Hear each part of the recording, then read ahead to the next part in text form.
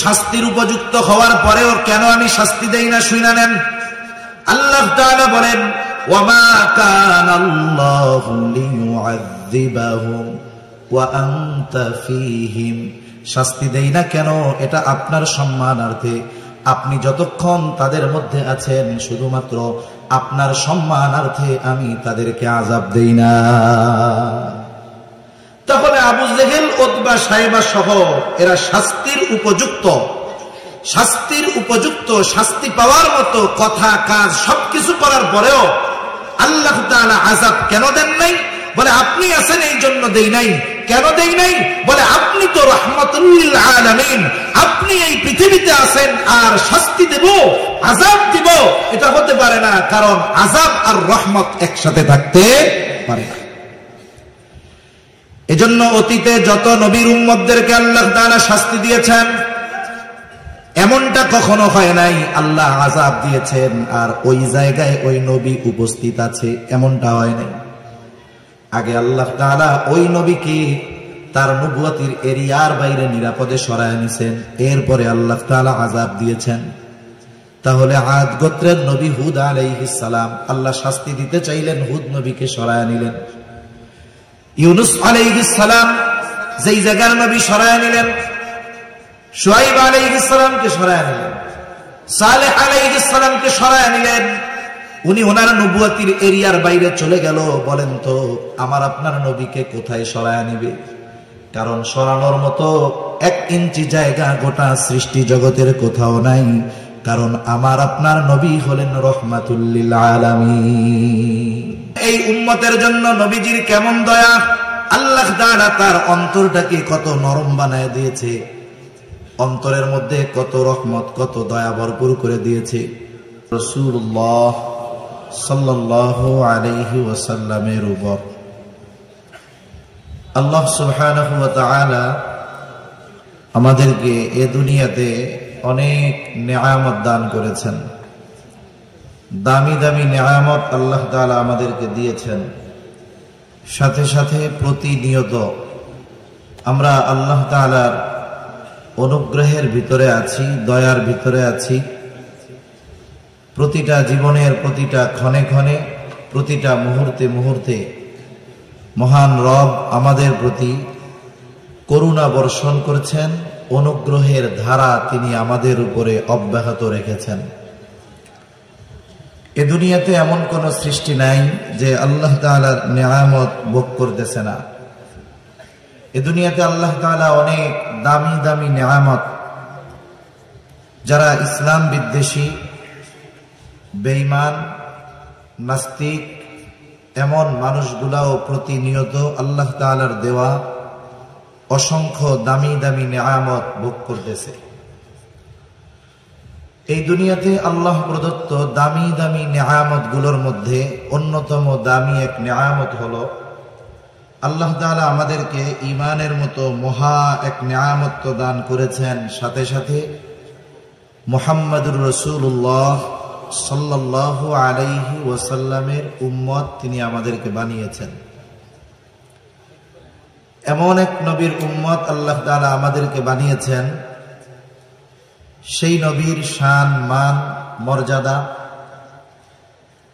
দুনিয়ার কোন মানুষ আলোচনা করে রাসূলুল্লাহ সাল্লাল্লাহু আলাইহি ওয়াসাল্লামের যেই শান, মান, মর্যাদা পরিপূর্ণভাবে কোন বক্তা বক্তব্যের মাধ্যমে, কোন লেখক তার লেখার মাধ্যমে রাসূল আকরাম সাল্লাল্লাহু আলাইহি ওয়াসাল্লামের আখলাক, চরিত্রকে বলা এবং কালি দিয়ে সাদা কাগজে লিপিবদ্ধ করা অসম্ভব।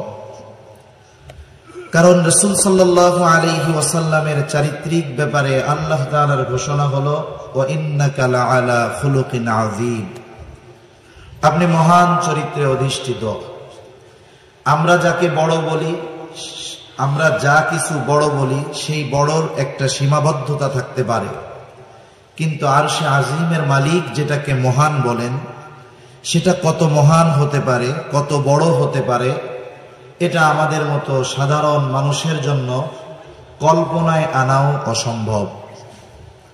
শুধু তাই না, এমন এক নবীর উম্মত আল্লাহ তাআলা আমাদেরকে বানিয়েছেন যে এই পৃথিবীতে এমন একটা মুহূর্ত অতিবাহিত হয় না যেই মুহূর্তে আল্লাহ তাআলার নামের সাথে সাথে আমার আপনার নবীজির নাম উচ্চারিত হয় না।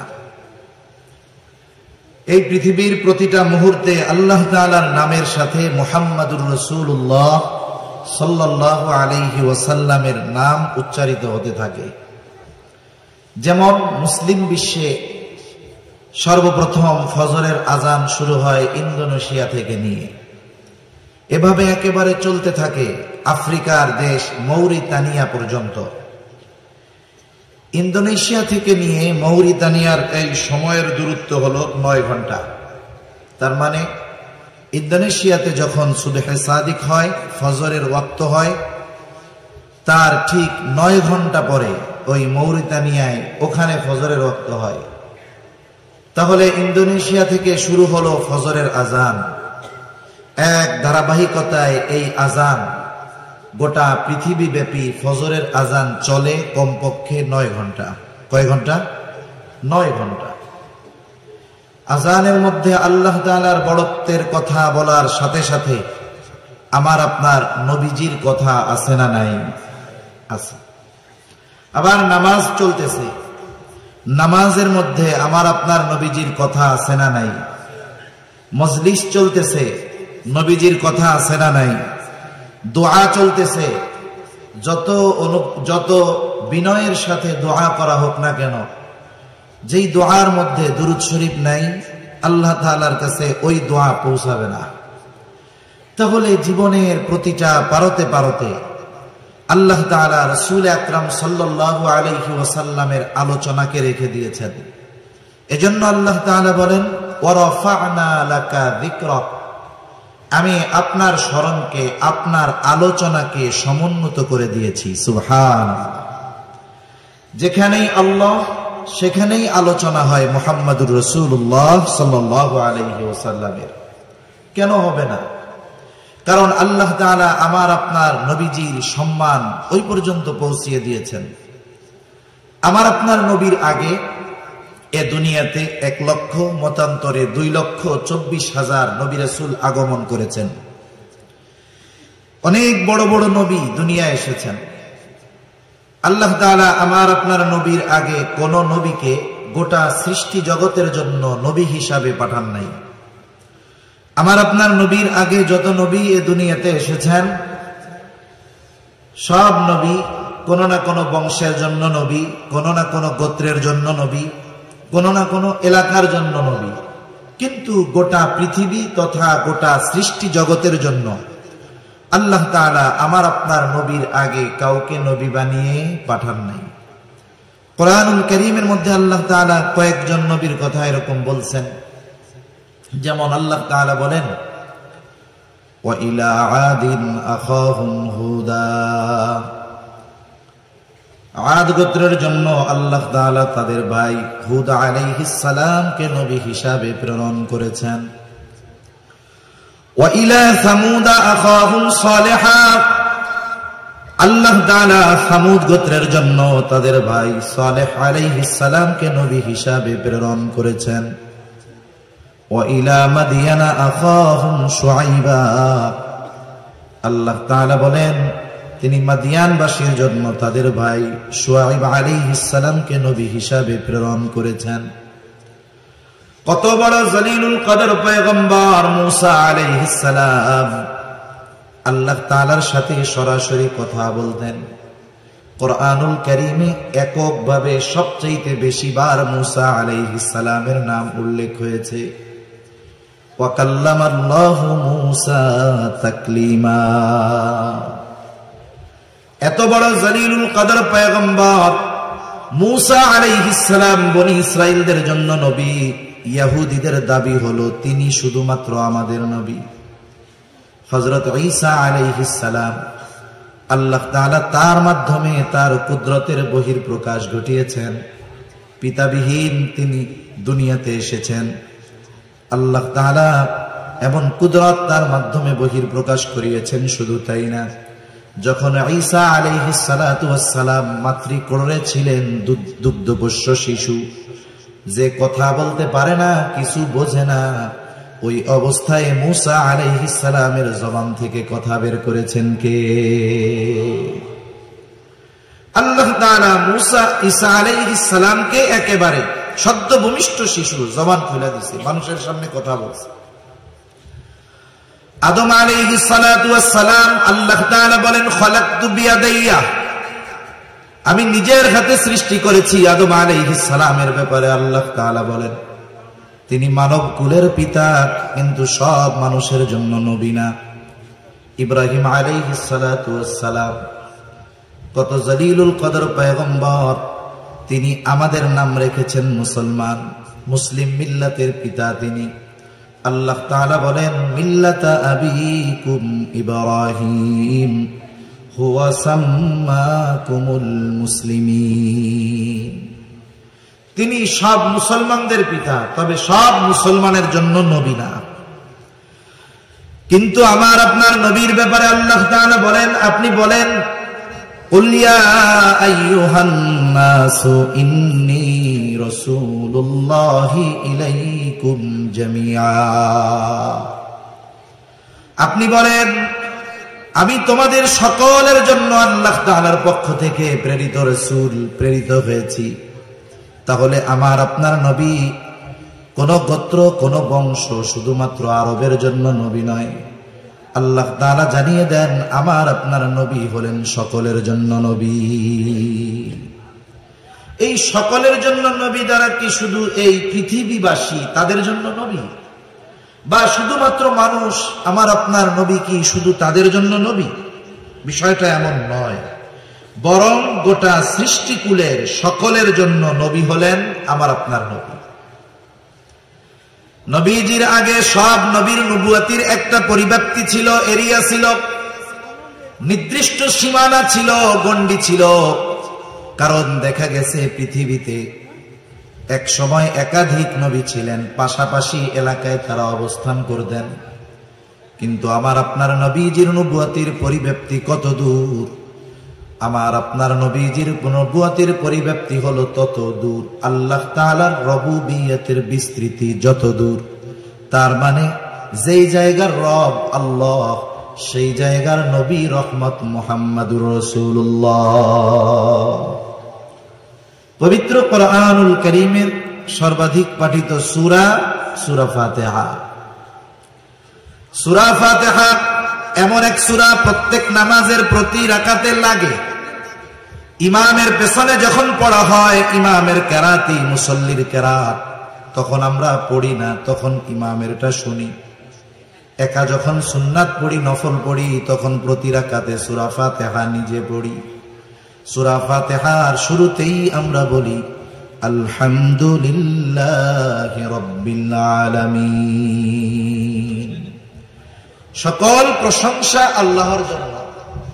আল্লাহকে বলে যিনি জগৎ সমূহের রব। আলম এক বচন, আলামিন বহু বচন, তার মানে আল্লাহ তাআলা বলেন জগৎ একটা নয়, অগণিত জগৎ আছে। মহাকাশ নিয়ে যারা গবেষণা করে মাঝে মধ্যে দেখবেন তারা বলে এত আলোকবর্ষ দূরে একটা নতুন গ্রহের সন্ধান পাওয়া গেছে, নতুন একটা আলম, নতুন একটা জগতের সন্ধান পাওয়া গেছে।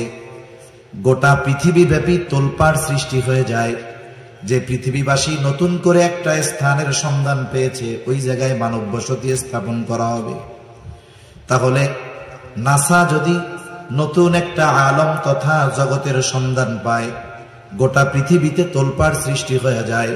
কিন্তু আল্লাহ তাআলা ১৫০০ বছর আগে আল্লাহ তাআলা কোরআনুল কারীম নাজিল করে জানিয়ে দিলেন যে শোনো, এই জগৎ শুধু একটা জগৎ এমনটা নয়, বরং এই পৃথিবী একটা জগৎ এমনটা নয়, বরং আরো অগণিত জগৎ যিনি সৃষ্টি করেছেন তিনি কে? অগণিত জগৎ। যেই আল্লাহ জগৎ সমূহের রব, সেই আল্লাহ কোরআনুল কারীমের মধ্যে ঘোষণা দেন ওয়ামা আরসালনাকা ইল্লা রাহমাতাল লিল আলামিন। আল্লাহ তাআলা বলেন, শুধুমাত্র আমি আপনাকে জগৎ সমূহের জন্য রহমত হিসাবে প্রেরণ করেছি। তার মানে যত জগৎ আছে সব জগতের রব প্রতিপালক আল্লাহ, আর যত জগৎ আছে সব জগতের জন্য রহমত হলেন মুহাম্মাদুর রাসূলুল্লাহ। গোটা সৃষ্টি জগতের মধ্যে শুধু এই পৃথিবী না, পৃথিবী তো মহাকাশের নিচে। পৃথিবীর অবস্থানটা কেমনে ব্যাখ্যা করা যায়? মহাকাশের নিচে পৃথিবীর অবস্থানটা হলো সমুদ্রের মধ্যে এক ফোঁটা পানির যেমন অবস্থান, মহাসমুদ্রের মধ্যে এক ফোঁটা পানি যেমন, প্রথম আসমানের নিচে পৃথিবীর অবস্থান তেমন। তার মানে এটা গোনার মধ্যেই কিছু নেই। এত সুবিশাল আল্লাহ তাআলা এই প্রথম আসমানকে আল্লাহ তাআলা সৃষ্টি করেছেন, আর এর নিচে সব গ্রহগুলো। এরকম তো একটা না, আরো 6টা আছে। তাহলে এইরকম যত জগৎ আছে সব জগতের মধ্যে কোন একটা ইঞ্চি জায়গা নাই যে যেই জায়গার রব আল্লাহ তাআলা নয়। এরকম কোন জায়গা আছে নাকি? দ্বিতীয় আসমানের নিচে আছে নাকি 2-1 ইঞ্চি জায়গা যে জায়গার রব আল্লাহ তাআলা নয়? আছে এরকম? কোথাও নেই। যেমন গোটা সৃষ্টি জগতের মধ্যে 1 ইঞ্চি জায়গাও নাই যেই জায়গার রব আল্লাহ তাআলা নয়, অনুরূপ ভাবে গোটা সৃষ্টি জগতের মধ্যে 1 ইঞ্চি জায়গাও নাই যেই জায়গার রহমত আমার আপনার নবী নয়। তিনি সকলের জন্য নবী, তিনি সব সৃষ্টির জন্য তিনি রহমত। শুধুমাত্র মুমিনদের জন্য নয়, বরং তিনি রহমাতুল লিল আলামিন হওয়ার কারণে পৃথিবীর সকল সৃষ্টি, এমনকি যারা অন্তরের মধ্যে ইসলামের ব্যাপারে সর্বোচ্চ বিদ্বেষ লালন করে, তাদের কর্ম কথার মাধ্যমে ইসলামের বিরোধিতা করে, এমনকি যারা স্বয়ং নবীজির উপস্থিতিতে নবীজির উপরে জুলুম করেছে, আমার আপনার নবীজিকে বারবার হত্যার অপচেষ্টা করেছে, এই মানুষগুলো আমার আপনার নবীজি রহমত হওয়ার সুবিধা ভোগ করেছে। গোটা পৃথিবীর নবীজি রহমাতুল লিল আলামিন হওয়ার সুবিধা ভোগ করতেছে, কিয়ামত পর্যন্ত করবে। নবীর কারণেই তো আল্লাহ তাআলা যারা ইসলাম বিদ্বেষী এদেরকে সমূলে ধ্বংস করে দিবেন না, এটা আল্লাহ তাআলার প্রতিশ্রুতি। তা না হলে যেই পরিমাণ পাপাচার অনাচার, নবীজি যদি আল্লাহ তাআলার কাছে এই ফরিয়াদ না করতেন, তাহলে দেখা যাইত অতীতের অনেক উম্মতের মতো এই উম্মতেরও কিছু মানুষের উপরে এমন আযাব আসতো যে তারা সমূলে নির্মূল হয়ে যাইত। এজন্য আমার আপনার নবীর কারণে সমূলে নির্মূল করে দেওয়া হয় না। শুধু তাই না, আবু জেহেল, উতবা, শাইবা এরাও নবীজির কারণে বাইচা গেছে।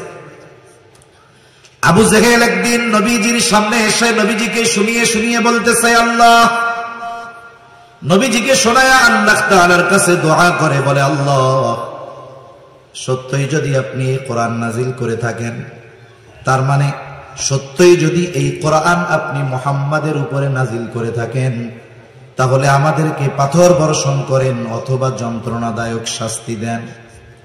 আবু জেহেল নবীজিকে শুনিয়ে শুনিয়ে আযাব কামনার দোয়া করে কার কাছে? আল্লাহ তাআলার কাছে। বলেন তো, আল্লাহ তাআলার কাছে কোনো বান্দার যদি কিছু চাইতে মন চায়, আল্লাহ তাআলা মনে হয় মুখ দিয়া জোরে উচ্চারণ না করলে শুনতে পারে না, এমন নাকি? বরং কথা মুখে আনা লাগে না, হৃদয়ে যদি থাকে কোনো কথা, দুনিয়ার কেউ না জানলেও জানেন কে? আল্লাহ তাআলা জানেন।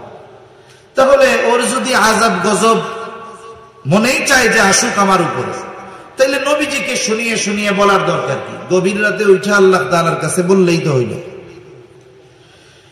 1 নাম্বার বলার কারণ হলো যে আসলে এই কথার দ্বারা নবীজিকে একটু খোঁচা দিতে চায়, কষ্ট দিতে চায় কথার মাধ্যমে। 2 নাম্বার বিষয় হলো যে মক্কার মুশরিকেরা আল্লাহ তাআলার কাছে কেন চায়, দোয়া করে? ওরা তো ওদের দেবদেবীদের কাছে গিয়া বলবে। বাস্তবতা হলো মক্কার মুশরিকেরা যদিও আল্লাহ তাআলার সাথে শিরিক করত, তবেও তারা আল্লাহ তাআলার অস্তিত্বে অবিশ্বাসী ছিল না। বরং স্রষ্টা হিসাবে তারা আল্লাহ তাআলাকে বিশ্বাস করত। এ কথা আমার নয়, বরং কোরআনুল কারীমের মধ্যে আল্লাহ তাআলা বলেন, ওয়ালাইন সাআলতাহুম মান খালাকাস সামাওয়াতি ওয়াল আরদ লায়াকুলুন্নাল্লাহ। আল্লাহ তাআলা বলেন, আপনি যদি তাদের কাছে জানতে চান, তাদেরকে যদি জিজ্ঞাসা করেন, মান খালাকাস সামাওয়াতি ওয়াল আরদ, আসমান এবং জমিনের স্রষ্টাকে, এই প্রশ্ন যদি আপনি তাদের কাছে করেন, ওরা ওদের দেবদেবীদের কথা বলবে না। জবাব কি দিবে? আল্লাহ তাআলা দুইটা তাকিদ দিয়ে তাদের জবাব বলেন। আল্লাহ তাআলা বলেন, লায়াকুলুন্নাল্লাহ, আপনার এই প্রশ্নের জবাবে অবশ্যই অবশ্যই তারা বলবে আসমান এবং জমিনের স্রষ্টা হলেন আল্লাহ। নবী জিজ্ঞাসা করবেন কাফেরদের, আসমান জমিনের স্রষ্টাকে। কাফেররা জবাব কি দিবে? যে লাত মানাত উজ্জা না, বরং আল্লাহ তাআলা দুইটা তাকিদ সহকারে বলেন অবশ্যই অবশ্যই এরা বলবে আসমান জমিনের স্রষ্টা কে? আল্লাহ। আল্লাহ তাআলা এক জায়গায় বলেন, ওয়ালাইন সাআলতাহুম মান নাযালা মিনাস সামাই মাআন ফাআহইয়া বিহিল আরদা বা'দা মাউতিহা। আপনি যদি তাদের জিজ্ঞাসা করেন, মান নাযালা মিনাস সামাই মা, কে আসমান হতে বাড়ি বর্ষণ করে, পানি বর্ষণ করে। শুধু তাই না, ফাআহইয়া বিহিল আরদা বা'দা মাউতিহা, ওই পানি বর্ষণ করার দ্বারা মৃত জমিন তথা ফসল উৎপাদনের অনুপযুক্ত জমিনকে কে ফসল উৎপাদনের জন্য উপযুক্ত করে তোলে। অর্থাৎ ওই পানির দ্বারা মৃত জমিনকে কে পুনরুজ্জীবিত করে তোলে। ওরা ওদের দেবদেবীদের কথা বলবে না, কি বলবে জবাবে? আল্লাহ তাআলা বলেন, লায়াকুলুন্নাল্লাহ, আপনার এই প্রশ্নের জবাবে অবশ্যই অবশ্যই তারা বলবে এগুলো যিনি করেন তিনি কে? বলবে অবশ্যই অবশ্যই আল্লাহ এগুলো দেন। আল্লাহ তাআলা এক জায়গায় বলেন, ওয়ালাইন সাআলতাহুম মান খালাকাহুম লায়াকুলুন্নাল্লাহ, আপনি যদি তাদের জিজ্ঞাসা করেন তাদের স্রষ্টাকে, কে তাদেরকে সৃষ্টি করেছে, তারা নাস্তিকদের মতো বলবে না এমনিই হয়ে গেছি, প্রাকৃতিক ভাবে হয়েছি, বরং কি বলবে? লায়াকুলুন্নাল্লাহ, অবশ্যই অবশ্যই আমাদের স্রষ্টা হলেন আল্লাহ।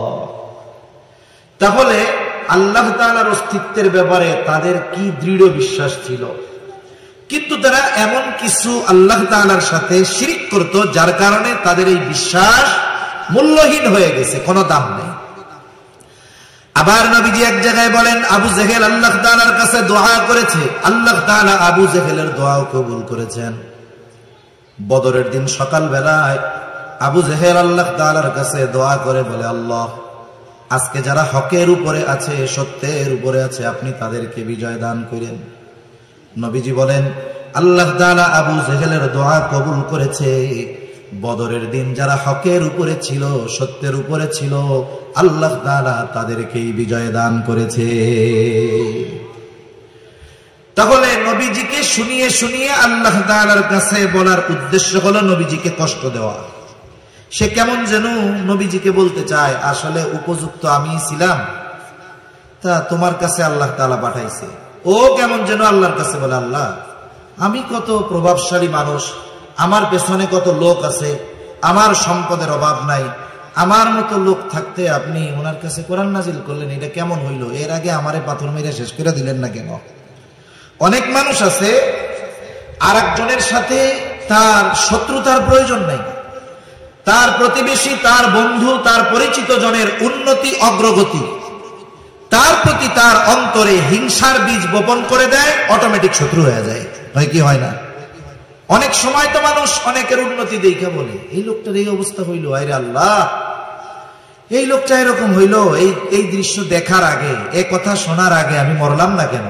এরকম বলে না অনেকে? এগুলো কি খবর শুনলাম, এগুলো শোনার আগে মরলাম না কেন? এই যে বলতেছে মরলাম না কেন, বা আমার মরণ হলো না কেন, এ টাইমে যদি আজরাইল এসে বলে যে তোমার তো মরতে মন চায়, তাহলে আমার সাথে চলো, ও কি মরতে চাইবে নাকি? ও বলবে, ধরু মিয়া, আমি কি মরতে চাইছি? এমনি এমনি কইছি। তার মানে চিন্তা করেন পরশ্রী কাতরতা, হিংসা কেমন এক রোগ যে এটার কারণে অনেক সময় মানুষ নিজের মৃত্যুও কামনা করে। এজন্য বুজুর্গদের সোহবতে যাওয়া দরকার আমাদের, যাতে আমাদের এই অন্তরের রোগগুলো দূর হয়ে যায়। অন্তরের রোগ এটা জটিল এক জিনিস। যেমন পৃথিবীতে যত ভয়ানক রোগ আছে, মরণ ব্যাধি, দেখবেন এই মরণ ব্যাধি যে রোগগুলো, এই রোগগুলোর আলামত শরীরের বাহির অংশে প্রকাশ পায় খুব কম। হার্টের রোগ আপনি বাহিরে কিছু দেখবেন না, ভিতরে ক্যান্সারের জীবাণু দেহ খেয়ে ফেলছে, বাহিরে কিছু টের পাওয়া যায় না। এই হিংসা হলো মানুষের ঈমান ধ্বংস করা, আমল ধ্বংস করার অন্যতম এক রোগ। এজন্য আল্লাহ তাআলার কাছে দোয়া করা, যারা এই রুহানি চিকিৎসক, অন্তর পরিশুদ্ধ করার চিকিৎসক, যারা হক্কানি বুজুর্গানে দ্বীনের সোহবতে গিয়ে আমাদের দিলগুলাওকে পরিষ্কার করা দরকার, ঠিক কিনা বলেন?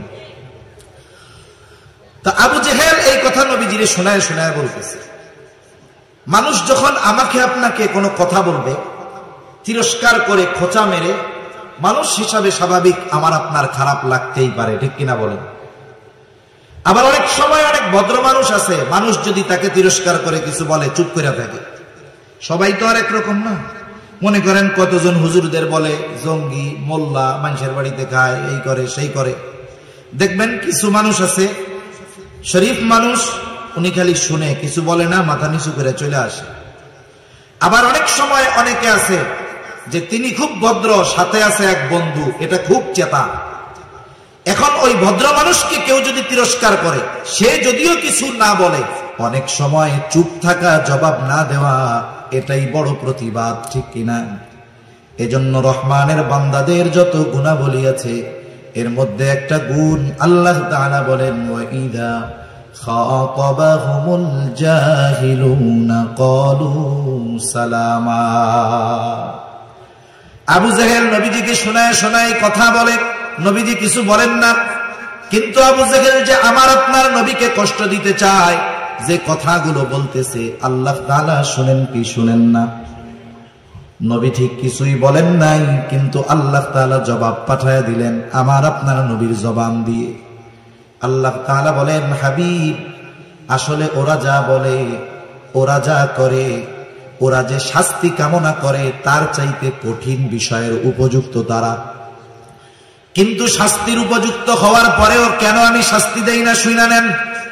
আল্লাহ তাআলা বলেন, ওয়ামা কানাল্লাহু লিয়ুআযযিবাহুম ওয়া আনতা ফীহিম। শাস্তি দেই না কেন? এটা আপনার সম্মানার্থে। আপনি যতক্ষণ তাদের মধ্যে আছেন, শুধুমাত্র আপনার সম্মানার্থে আমি তাদেরকে আযাব দেই না।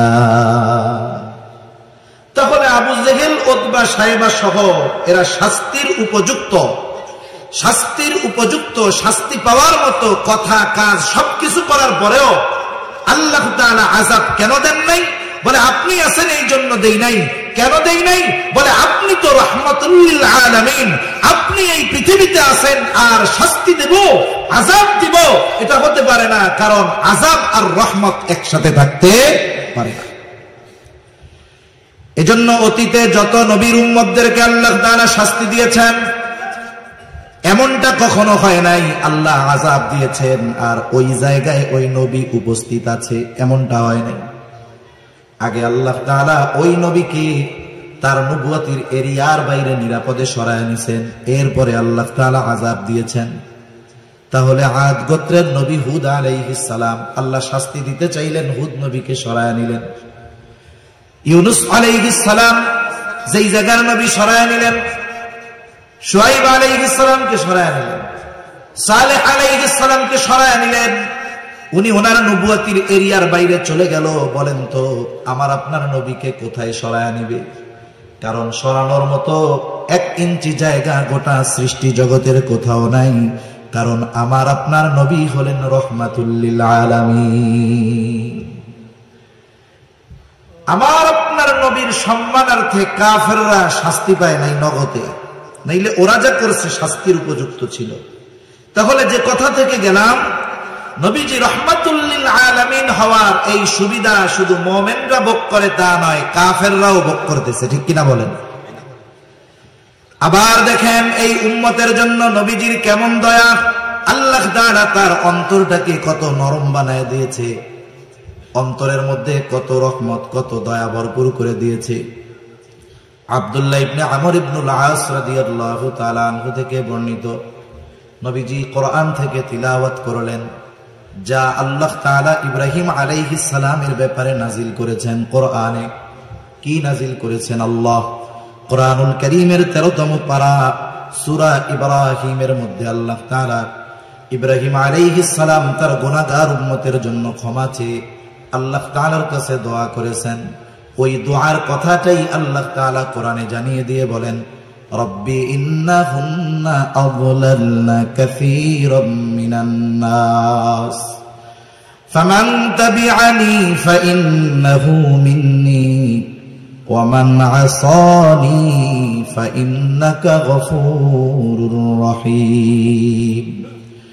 ইব্রাহিম আলাইহিস সালাম বলেন, ও রব, এই প্রতিমাগুলো এই মূর্তিগুলো অধিকাংশ মানুষকে পথচ্যুত করে ফেলেছে।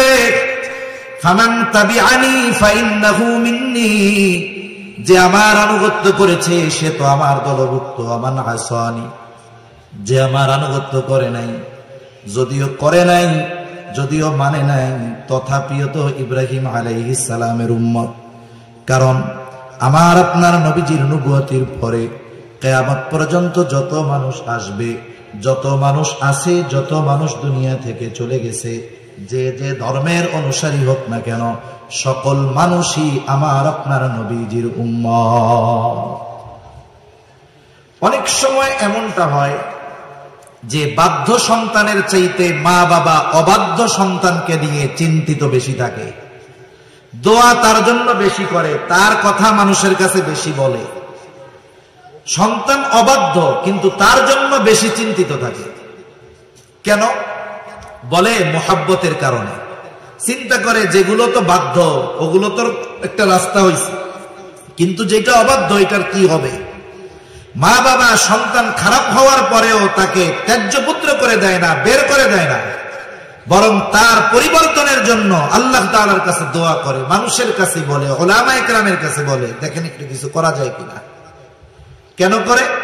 মোহাব্বতের কারণে। বলেন তো, মা বাপ সন্তানকে যত মোহাব্বত করে তার চাইতে নবী তার উম্মতকে মোহাব্বত কম করে না বেশি করে?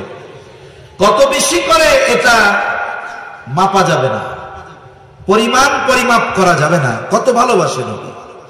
আসলে আমাকে আপনাকে ভালোবাসে কে, দুনিয়াতেও এটা মোটামুটি বোঝা যায়। মুসিবতে বিপদে যে পাশে থাকে আসলে সে ভালোবাসে। মুখ দিয়া শুধু বললে হবে না ভালোবাসি ভালোবাসি, কিন্তু বিপদের সময় নাই। বাস্তবে এই সব মানুষ ভালোবাসে না, বাস্তবে ভালোবাসে তারা বিপদে পাশে থাকে যারা। এই দুনিয়ার বিপদ চোখ বন্ধ হবে, বিপদ শেষ। আসল বিপদ তো কিয়ামতের দিন, আসল বিপদ তো মুসিবতের দিন। দুনিয়ার বিপদে, দুনিয়ার মুসিবতে সন্তান যদি বিপদে পড়ে বাবা সাহায্যের জন্য দৌড়িয়ে যায়, ভাই বিপদে পড়লে ভাই যায়, বাবা পড়লে ছেলে যায়, ছেলে পড়লে বাবা যায় সাহায্য করার জন্য। বলেন তো, কিয়ামতের দিন যখন কেউ মুসিবতে পড়বে, বাবা মুসিবতে পড়লে সন্তান কি বাবার পাশে এসে দাঁড়াবে নাকি? ওই দিনের মুসিবত এমন মুসিবত কেউ কাউরে চিনবে না। আল্লাহ তাআলা বলেন, ইয়াউমা ইয়াফিরুল মারউ মিন আখিহি ওয়া উম্মিহি ওয়া আবিহি ওয়া সাহিবাতিহি ওয়া বানিহি লিকুল্লি ইমরিইন মিনহুম ইয়াউমা ইদিন শা'নুন ইউগনি। কিয়ামতের দিন ভাই ভাইয়ের থেকে পলায়ন করবে, ওয়া উম্মিহি ওয়া আবিহি, পিতা মাতার থেকে পলায়ন করবে, ওয়া সাহিবাতিহি ওয়া বানিহি, স্ত্রী সন্তানদের থেকে পলায়ন করবে। দুনিয়ায় একটা বাবা 14 ঘন্টা 16 ঘন্টা 18 ঘন্টা ডিউটি করে, অনেকে দেশে করে অনেকে বিদেশে করে। সারাদিন পরিশ্রমের পর এই লোকটা যখন বাসায় ফিরে মা বাবার চেহারা দেখে, স্ত্রী সন্তানের চেহারা দেখার সাথে সাথে তার 16 ঘন্টা 18 ঘন্টার কষ্ট দূর হয়ে যায়। প্রবাসে যারা থাকে কত পরিশ্রম কষ্টের পরে বাসায় ফিরে মোবাইলে ফোন দেয়, এই সন্তানের চেহারাটা দেখতে যায়, একটু কথা বলে, মোবাইলে চেহারা দেখে সারা দিনের কষ্ট তার দূর হয়ে যায়। তার মানে দুনিয়ার কষ্ট দূর করার জন্য মানুষ স্ত্রীর চেহারা দেখে, সন্তানের চেহারা দেখে, মা বাবার সাথে কথা বলে, মা বাবার চেহারা দেখে। কিন্তু কিয়ামতের দিন ওই মুসিবত এমন মুসিবত, যেই দিন সন্তানের চেহারা দেখলে চিন্তা দূর হবে না, মা বাবার চেহারা দেখলে চিন্তা দূর হবে না, বরং ওই দিন মানুষেরা স্ত্রী সন্তানদের চেহারা দেখাটাকে আরো বড় মুসিবতের কারণ মনে করবে। এই জন্য একজন একজনের থেকে পালাতে থাকবে। সেই দিন সবাই নিজ চিন্তায় বিভোর থাকবে, চিন্তিত থাকবে সবাই। আমার আপনার নবীজিও চিন্তিত থাকবে, তবে সবাই চিন্তিত থাকবে নিজের জন্য, নবীজি চিন্তিত থাকবেন উম্মতের জন্য। কেমন চিন্তিত থাকবেন? একটা মানুষ যদি পেরেশানিতে থাকে, চিন্তায় থাকে, যত আরামের বিছানা দেওয়া হোক না কেন, শীতাতপ নিয়ন্ত্রিত ব্যবস্থা থাকুক না কেন, সে বিছানায় যখন শুয়ে পড়ে ঘুমের ট্যাবলেট খাইলেও তার ঘুম আসে না। পায়চারি করে, বাহিরে যায়, ছাদে যায়, হাঁটাহাঁটি করে, এক জায়গায় সে স্থির থাকতে পারে না। নবীজি কিয়ামতের দিন উম্মতের চিন্তায় এক জায়গায় থাকবেন না। নবীজি একবার চলে যাবেন হাউজে কাউসারের কাছে, না জানি তার কোন উম্মত পানি পানে মাহরুম হয়ে যায়। আর একবার চলে যাবেন মিজানের কাছে, না জানি তার কোন উম্মত ওজনে ধরা পড়ে যায়। আবার চলে যাবেন জাহান্নামের কাছে, না জানি কোন উম্মতকে জাহান্নামে দিয়ে দেওয়া হয়। আর একবার চলে যাবেন পুলসেরাতের কাছে, না জানি কোন উম্মত পুল পাড়ি দিতে ব্যর্থ হয়ে যায়। আবার উম্মতের জন্য সুপারিশ দরকার, আল্লাহ তাআলার কাছে চলে যাবেন সুপারিশ করার জন্য। সব নবী জান্নাত অভিমুখে রওনা হয়ে যাবে, জান্নাতের দোরগোড়ায় পৌঁছিয়ে যাবে, কিন্তু জান্নাতের দরজা বন্ধ। বলে খোলো না কেন? বলে যিনি আসলে খোলা হবে তিনি আসেন নাই। কোথায় তিনি? হাসরের ময়দানে। কি করতেছেন? উম্মতের চিন্তায় বিভোর। বলে নবী ততক্ষণ পর্যন্ত জান্নাত অভিমুখে রওনা হবে না, যতক্ষণ না তার ওই উম্মত, যার অন্তরে যাররা পরিমাণ হলেও ঈমান ছিল, তার ব্যাপারে যতক্ষণ আল্লাহ তাআলার পক্ষ থেকে জান্নাতের নিশ্চয়তা না আসবে, ততক্ষণ পর্যন্ত আমার আপনার নবী নিজে জান্নাত অভিমুখে রওনা হবে না। তাহলে বাস্তবতা হলো, মা বাবা কতটুকু ভালোবাসে তার চাইতে বেশি ভালো আমার আপনার নবী আমাকে আপনাকে বাসে।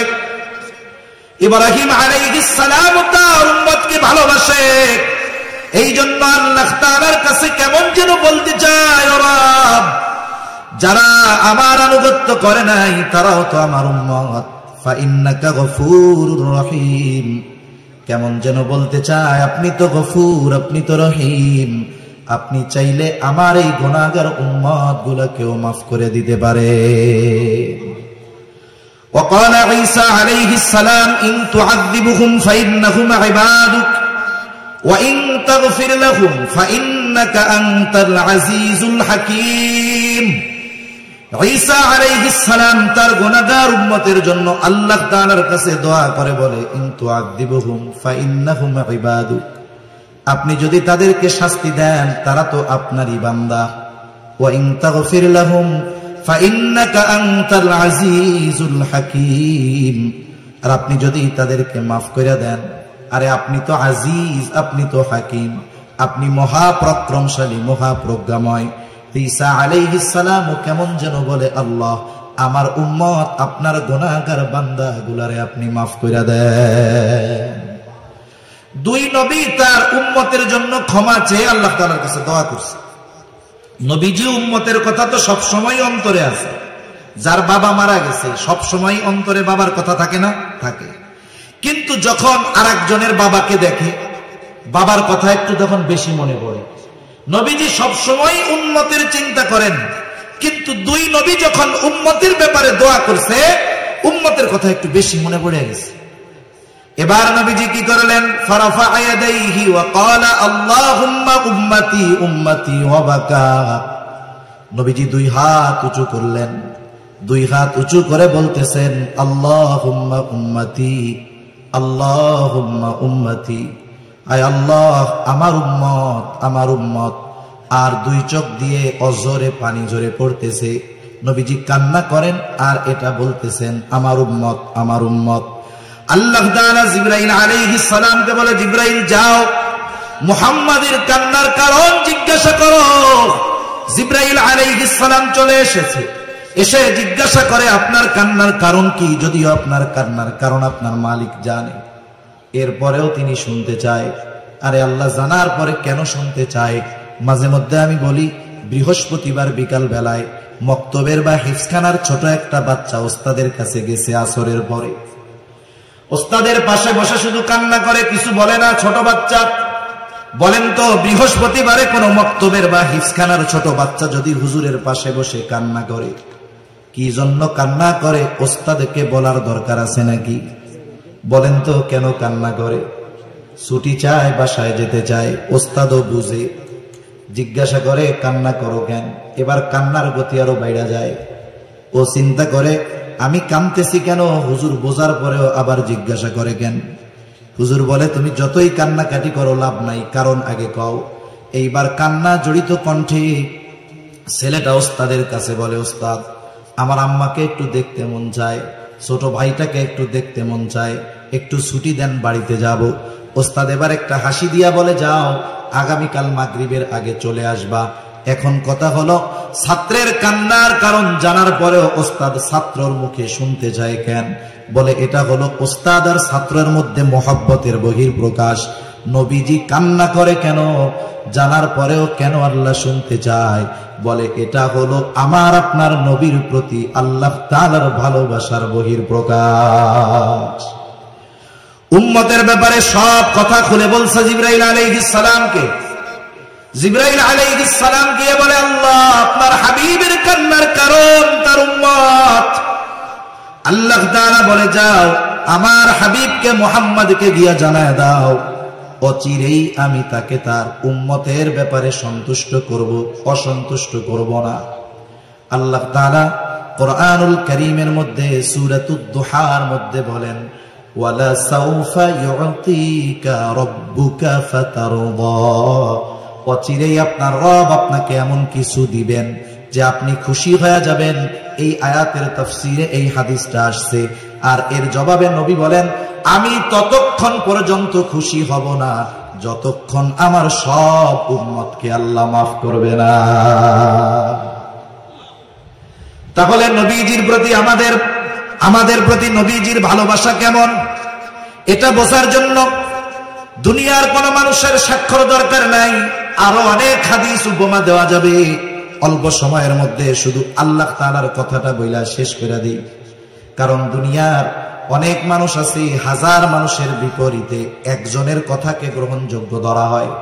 হাজার মানুষ একদিকে আর এক ব্যক্তি একদিকে, ঠিক কিনা বলেন? আল্লাহ রাব্বুল আলামিন স্বয়ং নিজে জানিয়ে দেন নবীজির আমাদের প্রতি কত মায়া, কত দয়া, কত মহব্বত, কত ভালোবাসা। আল্লাহ তাআলা সেই কথা কোরআনুল কারীমের মধ্যে বলেন, লাকাদ জাআকুম রাসূলুম মিন আনফুসিকুম আজিজুন আলাইহি মা আনিতুম হারিসুন আলাইকুম বিল মুমিনিনা রাউফুর রহিম। আল্লাহ তাআলা বলেন, তোমাদের মধ্য থেকে তোমাদের জন্য এমন একজন রাসূল এসেছেন। কেমন সেই রাসূল?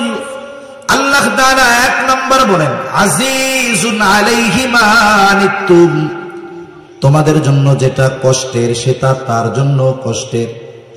তার মানে তিনি হলেন সমব্যথী। তোমরা যেটাতে কষ্ট পাও তিনিও সেটাতে কষ্ট পায়। এটা আবার কেমন কথা? আমার হাত কেটে গেছে, আমার পা কেটে গেছে, হাত ভেঙে গেছে, কষ্ট তো আমি পাবো, আপনি কেমনে পাবেন? এই যে একজনের কষ্টে আরেকজন যে কষ্ট অনুভব করে, এটার মূল কালেকশন হলো মহব্বত, ভালোবাসা। মনে করেন একজনের ছোট বাচ্চা 2 বছর 3 বছর বয়স, 2 বছরের বাচ্চা গভীর রাত প্রচন্ড জ্বরাক্রান্ত, এতটা জ্বর গা ফেটে যায়, চোখগুলো টলমল করতেছে পানিতে, জ্বরের যন্ত্রণায় কষ্টে ছোট বাচ্চার জবান দিয়ে কষ্টের আওয়াজ বের হচ্ছে, আহ। গভীর রাত, দোকানও খোলা নাই, ডাক্তারের কাছে নেওয়ার কোনো উপায় নাই। সন্তানের এত কষ্ট, পাশে বসে আছে তার মা বাবা। যাদের সন্তান আছে অনুধাবন করতে পারবেন। বলেন তো, জ্বরাক্রান্ত ওই শিশু বাচ্চা জ্বরের কারণে যত কষ্ট পায়, তার পাশে বসে থাকা সুস্থ মা বাবা সন্তানের চাইতে কষ্ট বেশি পায় না কম পায়? কম না বেশি পায়? যাদের বাচ্চা কাচ্চা নেই এরা তো এটা সহজে বুঝবে না, যাদের আছে এরা বুঝবে। তাহলে কষ্ট কেন পায়? অন্য মা বাবা তো পাবে না, উনরা কেন পায়? বলে সন্তান তো মহব্বতের কারণে, ওর কষ্ট মা বাবার কষ্টের কারণ হয়। যেই মা বাবা সন্তানের কষ্টে কষ্ট পায় মহব্বতের কারণে, বলেন তো সেই উম্মতের কারণে নবী কষ্ট কেন পাবে না? সন্তানকে মা বাবা যত ভালোবাসে তার চাইতে অগণিত গুণ বেশি ভালো নবী তার উম্মতকে বাসে। আল্লাহ তাআলা সেই জন্য বলেন তিনি হলেন আজিজ, সমব্যথী। 2 নাম্বার, আল্লাহ রাব্বুল আলামিন বলেন হারিসুন আলাইকুম, তিনি তোমাদের জন্য কল্যাণকামী। তবে মুমিনদের জন্য আল্লাহ তাআলা নবীজিকে বিশেষ অনুগ্রহ বলে অভিহিত করেছেন। আর এক জায়গায় আল্লাহ তাআলা বলেন লাকাদ মান্নাল্লাহু আলাল মুমিনিনা ইয বাআসা ফীহিম রাসূলাম মিন আনফুসিহিম, যে আল্লাহ তাআলার বিশেষ অনুগ্রহ মুমিনদের উপর যে তিনি তাদের মধ্য থেকে তাদের জন্য একজন রাসূল পাঠিয়েছেন। এই জন্য নবী মুমিনদের জন্য স্পেশাল অনুগ্রহ। এ কথাও আল্লাহ তাআলা বলেন এই রাসূল সবার জন্য সমব্যথী, কল্যাণকামী। তবে মুমিনদের জন্য স্পেশাল ভাবে তিনি কেমন? বলে বিল মুমিনিনা রাউফুর রহিম, তিনি মুমিনদের জন্য হলেন অতি সদয় পরম দয়ালু। রাউফুর রহিম হলেন আল্লাহ। রাউফুর রহিম কে? দুনিয়ার কেউ কি রাউফুর রহিম হতে পারে? যদি কেউ বলে আমার পীর সাহেব রাউফ রহিম, তাইলে তুমি বলতে হবে তুমিও বেঈমান, তোমার পীরও বেঈমান, ঠিক কিনা বলেন? রাউফুর রহিম একমাত্র আল্লাহ। ওই রাউফুর রহিম আল্লাহ, অতি সদয় পরম দয়ালু ওই মালিক নবীজির তার মুমিন উম্মতদের প্রতি কেমন দয়া, মায়া, মোহাব্বত, ভালোবাসা, এটা বোঝানোর জন্য স্বয়ং নিজের গুণবাচক শব্দ আমার আপনার নবীজির সাথে আল্লাহ ব্যবহার করেছেন। সুবহান। এই কথার দ্বারা এতটুকুই বোঝা যায় যে আসলে আমার আপনার নবীর উম্মতের প্রতি কেমন মায়া। শুধু যে মুমিনদের প্রতি নবীজির এই মায়া ছিল তা নয়, গোটা সৃষ্টি জগতের সকল মখলুকের প্রতি নবীজির মায়া ছিল, দয়া ছিল, ঠিক কিনা বলেন? এজন্যই তো আল্লাহ তাআলা আমার আপনার নবীকে রহমাতুল লিল আলামিন হিসাবে অভিহিত করেছেন। আমাদের প্রতি নবীজির যেই মহব্বত, এই মহব্বত আমাদেরকে অনুধাবন করতে হবে। এই মহব্বত যদি কেউ অনুধাবন করতে পারে, ওই ব্যক্তি নবীর ব্যাপারে কোনো কটূক্তি, নবীর ব্যাপারে কোনো বেয়াদবিমূলক আচরণ, যারা নবীর মহব্বতকে অনুধাবন করতে পারে তারা নবীর প্রতি কোন ধরনের অশালীন আচরণকে মেনে নিতে পারে না, জীবন দিয়ে হলেও এগুলোর প্রতিবাদ করে, ঠিক কিনা বলে? আল্লাহ তাআলা আমাদের সকলকে নবীজির আমাদের প্রতি মহব্বতকে অনুধাবন করে আমাদেরকেও আমাদের জীবনের চাইতে নবীজিকে বেশি মহব্বত করার তৌফিক আল্লাহ তাআলা দান করেন। সকলে বলি আমিন। ওয়া আখিরু দাওয়ানা আনিল হামদুলিল্লাহি রাব্বিল আলামিন। আসসালামু আলাইকুম ওয়া রাহমাতুল্লাহি ওয়া বারাকাতুহু। সুবহানাল্লাহ। মুহতারাম হাজিরিন।